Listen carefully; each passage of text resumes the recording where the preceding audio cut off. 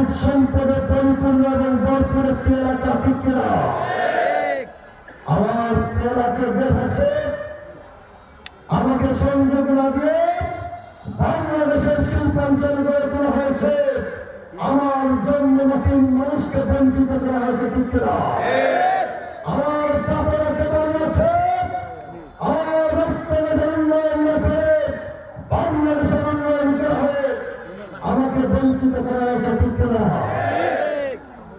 আমার মা যারা অসুস্থ হয়ে চিকিৎসার জন্য যখন হাসপাতালে যায়, সামান্য ন্যূনতম চিকিৎসার জন্য হাসপাতালে একটা ট্যাবলেট আমাকে দেওয়া হচ্ছে না, ঠিক না?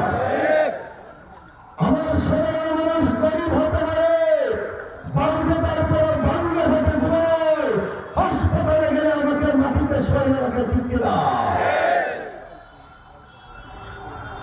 আমাকে দীর্ঘ ৫৬ বছর থেকে বারবার বঞ্চিত করা হয়েছে।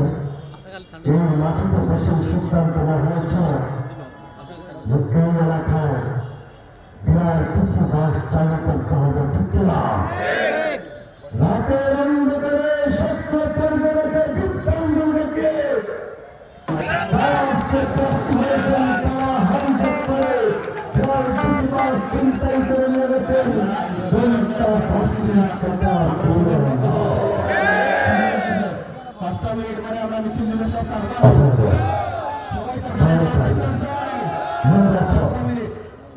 আমার অস্তিত্ব প্রমাণ দেওয়ার নির্বাচন করছে না।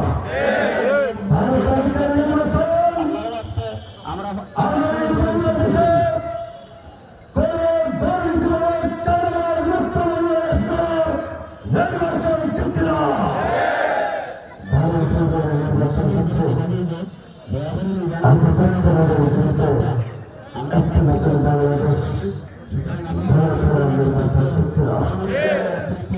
আমরা তাকে সফলতা দিচ্ছি।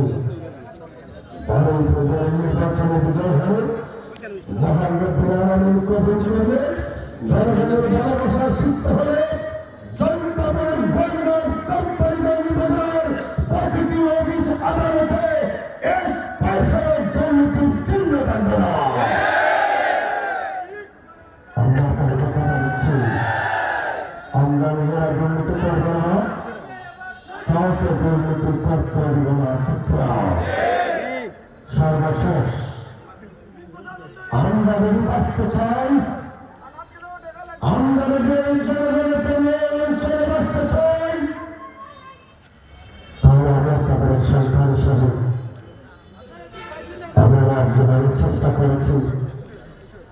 বন্যার ভয় রাতের ভিতরে 2-4টার পর থেকে শুরু করে এই ব্যাংকার কোম্পানিগঞ্জের শুরু করে রাজ্যের কৃষ্ণদের তখন মন্দিরগঞ্জ রাজস্থানের কৃষ্ণগঞ্জের বেলাহার থেকে শুরু করে ওই বাসমান মানুষগুলোর পাশে দাঁড়ানোর চেষ্টা করেছিলাম। আমি তখন দেখেছি মানুষ কিভাবে অনাহারে অর্থাহারে মৃত্যুর সাথে লড়ছে। মানুষের ভালোবাসার সত্য হয়ে আমি আমার অঞ্চলের মানুষের জন্য যখন আমি কিছু করতে পারি তখন আমার কষ্ট হয়েছে যে আমি আমার জন্মমাটির মানুষের জন্য কিছু করতে চাই, আমি আমার এলাকার মানুষের জন্য কিছু করতে চাই, আমি আমার মানুষের জন্য লড়াই করে বাঁচতে চাই, ঠিক না?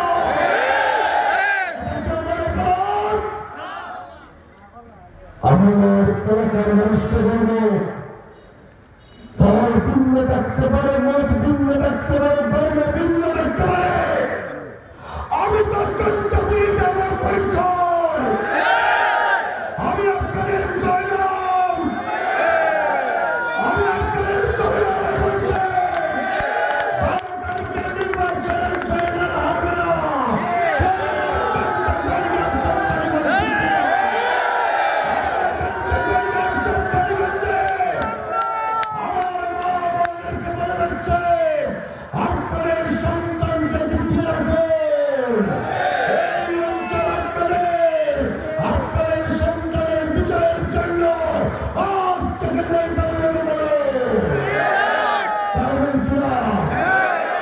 ইনশাআল্লাহ আমাদের বিজয়কে ঠেকিয়ে রাখতে পারবে না। এটা যন্ত্রাজ্য হারতে পারে না, ঠিক কিনা?